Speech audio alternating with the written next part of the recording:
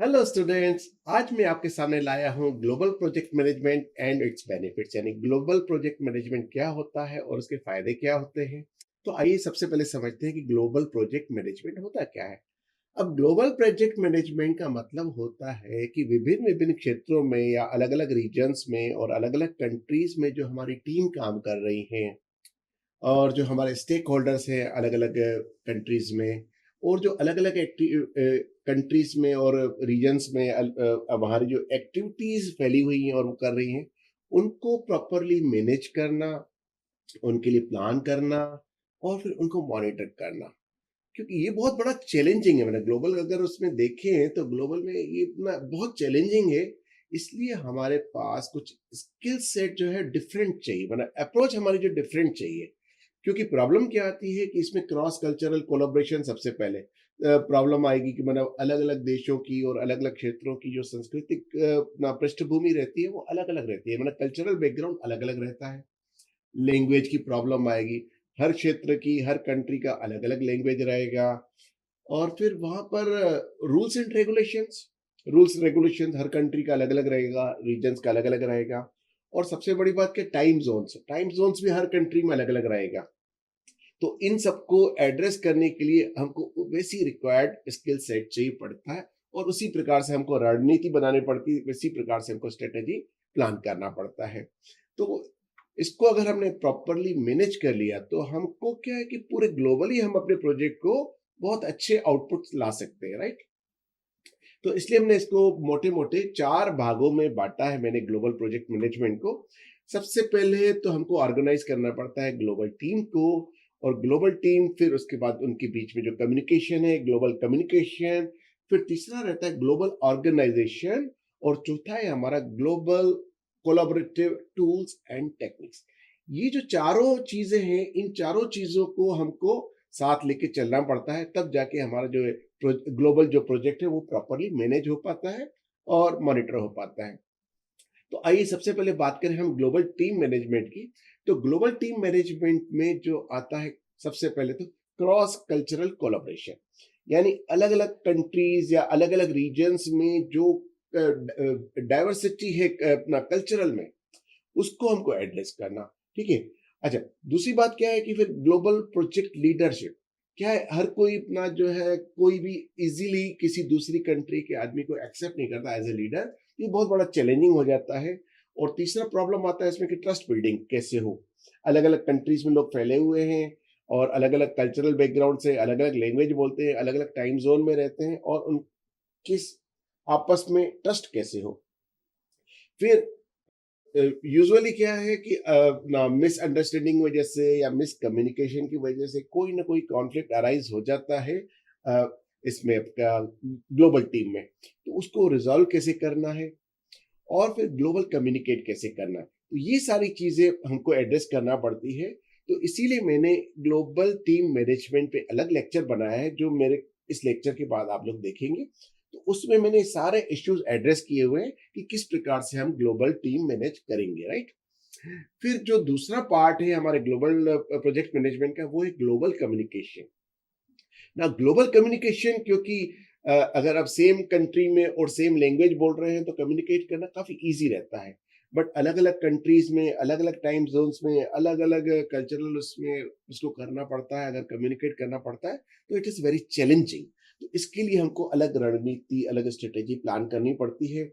सबसे पहले तो हमको ग्लोबली स्टेक होल्डर्स आइडेंटिफाई करने पड़ते हैं। तो ग्लोबल स्टेक होल्डर्स फिर उनकी एक्सपेक्टेशंस के हिसाब से हमको उनका कम्युनिकेशन चैनल्स डिसाइड करना पड़ता है कि किस कम्युनिकेशन चैनल में वो लोग अपने पास कंफर्टेबल रहेंगे, राइट। फिर ग्लोबल कम्युनिकेशन के हमको रूल्स एंड टेम्पलेट्स प्लान करने पड़ते हैं सच दैट कि कोई भी मिस कम्युनिकेशन ना हो और उस मिस कम्युनिकेशन की वजह से हमारे प्रोजेक्ट का प्रोग्रेस हैम्पर हो या फिर कुछ कॉन्फ्लिक्ट्स आए। फिर ग्लोबल कम्युनिकेशन स्ट्रेटेजी हमको प्लान करनी पड़ती है, पूरी पूरी रणनीति तैयार करनी पड़ती है कि हम किस प्रकार से इसको कम्युनिकेट करेंगे। फिर हमको ग्लोबल कम्युनिकेशन टेक्निक्स देखनी पड़ती हैं कि कौन कौन सी टेक्निक्स हम अडॉप्ट कर सकते हैं। कई बार क्या होता है कि कोई टेक्निक इंडिया में बहुत सक्सेसफुल है, तो वो हो सकता है वो यूएस में इतनी ज़्यादा सक्सेसफुल नहीं हो, और जो टेक्निक यूएस में बहुत सक्सेसफुल है वो हमारे पास यहाँ पर सक्सेसफुल नहीं हो। तो वो हमको प्लान करना पड़ता है कि किस टेक्निक को हम लेके चलेंगे। अब ये सारी चीज़ों को एड्रेस करना है, इसलिए मैंने ग्लोबल कम्युनिकेशन पे भी अलग लेक्चर बनाया है, जो कि आप ग्लोबल टीम के बाद नेक्स्ट उसमें देखेंगे, 1.7.2 में आप देखेंगे। इसके बाद हम आते हैं ग्लोबल ऑर्गेनाइजेशन। ना ग्लोबल ऑर्गेनाइजेशन में भी हमको बहुत सारे इश्यूज फेस करने पड़ते हैं, बहुत सारे चैलेंजेस हैं हमारे पास। तो उसमें सबसे पहले चैलेंज आता है ग्लोबल प्रोजेक्ट स्ट्रक्चर, कि ग्लोबल प्रोजेक्ट स्ट्रक्चर हम किस प्रकार से बनाएं सच दैट कि हमारा सारा प्रोजेक्ट बहुत ही प्रॉपरली और एफिशिएंटली वर्क करे। फिर दूसरा सबसे बड़ा समस्या, इंटरनेशनल ह्यूमन रिसोर्सेज को कैसे सिलेक्ट करें।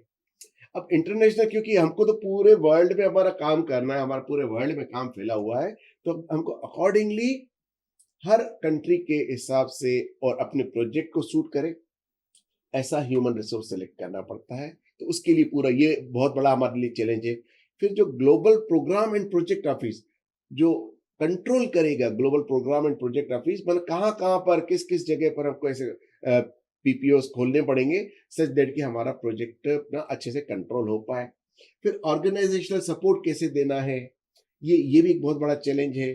फिर ग्लोबल कोलैबोरेटिव नेटवर्क हमको किस प्रकार से प्लान करना है। तो ये सारी चीजों को देखते हुए मैंने ग्लोबल ऑर्गेनाइजेशन पे ही एक अलग लेक्चर बना दिया है, जिसमें हम इन सारे इश्यूज को एड्रेस भी करेंगे और मैं आपको बताऊंगा कि किस प्रकार से हम रणनीति तैयार करके, स्ट्रेटेजी प्लान करके हम इसको मैनेज कर सकते हैं ग्लोबल ऑर्गेनाइजेशन को। फिर आते हैं हमारे कोलैबोरेटिव टूल्स एंड टेक्निक्स। ना रीजन क्या है कि अलग अलग कंट्री में रहने के कारण, जैसे मैंने आपको पहले ही बताया, टाइम जोन डिफर है, कल्चरल डाइवर्सिटी है ना, आपका रूल्स एंड रेगुलेशंस अलग अलग हैं, लैंग्वेज प्रॉब्लम है, ये सारे बैरियर्स हैं। तो इस प्रकार से हमको कम्युनिकेशन टूल्स एंड टेक्निक्स भी प्लान करने पड़ते हैं कि वो कोलाबरेटिव हो सच देट की मतलब एक सहयोग का वातावरण बने, एक सकारात्मक वातावरण बने वहां पर हमारी टीम में। इसलिए हम सबसे पहले तो हमको बेसिक टूल्स एंड टेक्निक्स कौन से लेने हैं उसके बारे में देखना पड़ेगा। फिर ऑडियो एंड विजुअल टूल्स वो देखने पड़ेंगे कि एवी टूल्स, जैसे हम लोग अपना बात करते हैं गूगल मीट पे, जूम पे, सिस्को पे, तो कौन सा सबसे बेटर रहेगा। Text and image tools like Telegram, WhatsApp etcetera, इस प्रकार के कौन से हम चैनल सेलेक्ट करें। Knowledge sharing tools and techniques like जैसे गूगल शीट्स रहते हैं, गूगल डॉक्स रहते हैं, और आपके गूगल ड्राइव रहता है। इस प्रकार का किस प्रकार से प्लान करें कि हमारे को कोई सिक्योरिटी थ्रेट भी नहीं आए। फिर कोलैबोरेटिव प्रोजेक्ट मैनेजमेंट, पूरा का पूरा प्रोजेक्ट मैनेजमेंट अगर ग्लोबली अक्रॉस द ग्लोबल हमारा फैला हुआ है तो कोलैबोरेशन बहुत ही ज्यादा जरूरी है, माने एक सहयोग की भावना सारे इसमें डेवलप करना। तो ये एक बहुत बड़ा चैलेंज है, इसलिए मैंने कोलैबोरेटिव टूल्स एंड टेक्निक्स पे भी एक अलग लेक्चर बनाया है, वो आप मेरे आगे वाले लेक्चर्स में देखेंगे और जरूर देखिएगा। तो ये आपके जो चारों चीजों को अपना जितने भी इश्यूज हैं वो सारे के सारे उसमें एड्रेस किए हुए हैं और अकॉर्डिंगली स्ट्रेटेजी प्लान की हुई है, राइट। अब हम बात करते हैं कि इसके बेनिफिट्स क्या है, ग्लोबल प्रोजेक्ट मैनेजमेंट के बेनिफिट्स क्या है। तो सबसे पहला पहला बेनिफिट तो है कि हमारा जो कंज्यूमर बेस बढ़ता है। अब ये कुएं का मेंढक है तो कुएं को ही अपना पूरा दुनिया समझता है, लेकिन समंदर का मेंढक जो है वो उसको बताता है कि नहीं, इस कुएं के बाहर भी एक बहुत बड़ी दुनिया है। ऐसी हम किसी एक कंट्री तक लिमिटेड रहते हैं या किसी एक रीजन तक लिमिटेड रहते हैं, तो हमारा कंज्यूमर बेस वहीं तक लिमिटेड रहता है। लेकिन जैसे जैसे हम एक्सपांड करते हैं, जैसे जैसे हमको अपना बिजनेस को एक्सपांड करना है, तो हमको दूसरे रीजन्स में और दूसरी कंट्रीज में भी जाना पड़ता है, तो उससे हमारा कंज्यूमर बेस बढ़ता है।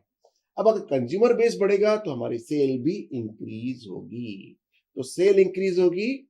और दूसरी बात क्या है कि हर उसका अपना जो है ऑपरेशनल कॉस्ट काफी घट जाती है। अभी अगर हम कोई चीज इंडिया में मैन्युफैक्चर करके उसको एक्सपोर्ट करते हैं, तो एक्सपोर्ट करने से क्या होगा, जो उसका खर्चा आएगा शिपिंग का, वो शिपिंग का खर्चा उसमें बढ़ जाएगा। अच्छा, कई जगह पर जैसे अपना किसी चीज का काफी अच्छा नेटवर्क है या कोई बहुत अच्छा इंफ्रास्ट्रक्चर अवेलेबल है दूसरी कंट्री में हमारे प्रोडक्ट के लिए, तो हम उसके इंफ्रास्ट्रक्चर को यूज करके हम अपना प्रोडक्शन कॉस्ट भी घटा सकते हैं। तो इससे काफी फर्क पड़ जाता है। जैसे फॉर एग्जांपल अगर हम रेडीमेड इंडस्ट्री की बात करें, तो रेडीमेड इंडस्ट्री यहाँ पर जैसे इंडिया में लेबर काफी महंगा है, बांग्लादेश में लेबर काफी सस्ता है। तो हमारी जो इंडियन रेडीमेड इंडस्ट्री है वो अपना मैन्युफैक्चरिंग बांग्लादेश से करवाती है। तो उससे क्या, ऑपरेशनल कॉस्ट और मैन्युफैक्चरिंग कॉस्ट घट जाता है और हमको लेबर कम पड़ता है। एम्प्लॉय का भी बेनिफिट होता है। एम्प्लॉय का बेनिफिट कैसे होता है कि वो नई नई स्किल्स सीखते हैं, अलग अलग जगह पर सीखते हैं, और अलग अलग कंट्रीज की उनको लोकल नॉलेज हो जाती है, राइट। अच्छा, फिर उनको 24 आवर का वो लोग भी 24 आवर का कवरेज प्रोवाइड करवा पाते हैं, और उनको भी 24 आवर का कवरेज प्रोवाइड करता है, मिल जाता है, और उनकी शिफ्ट नॉर्मल ही रहती है। अच्छा, जब दूसरी कंट्रीज में लोग सो रहे होते तो किसी और कंट्री में लोग जाग रहे होते, तो 24 घंटे हमारा काम चलता रहता है बिना किसी उसको अपना डिस्टर्ब किए हुए। सो स्टूडेंट्स, आप लोगों ने देखा कि ग्लोबल प्रोजेक्ट मैनेजमेंट क्या होता है, इसमें कैसे global team, global organisation, global communication, collaborative tools and techniques, इन सब का समावेश करके हम अपने ग्लोबली जो टीम्स हैं और स्टेक होल्डर्स हैं और जो एक्टिविटीज़ हैं, हम उनको प्लान कर सकते हैं, मैनेज कर सकते हैं, मॉनिटर कर सकते हैं। और इसके जो बेनिफिट्स हैं, बेनिफिट्स है कि हमको प्रोडक्शन, हमारा सेल बढ़ जाता है, प्रोडक्शन कॉस्ट घट जाती है, और हमारे एम्प्लॉइज नई नई स्किल सीखते हैं। तो इन सबको देखते हुए ग्लोबल प्रोजेक्ट मैनेजमेंट हमारे लिए काफ़ी काम की चीज़ है। तो आज मैं आपको इस ग्लोबल प्रोजेक्ट मैनेजमेंट और बेनिफिट में इतना ही बता रहा हूँ। इसके बाद जो मेरे अगले लेक्चर्स में जो मैंने 4 पार्ट बताए, global team, global organisation and global communication and collaborative tools and techniques, वो मैं आपको आने वाले लेक्चर्स में बताऊंगा, और वो आप ज़रूर देखिएगा। तब तक के लिए थैंक यू वेरी मच।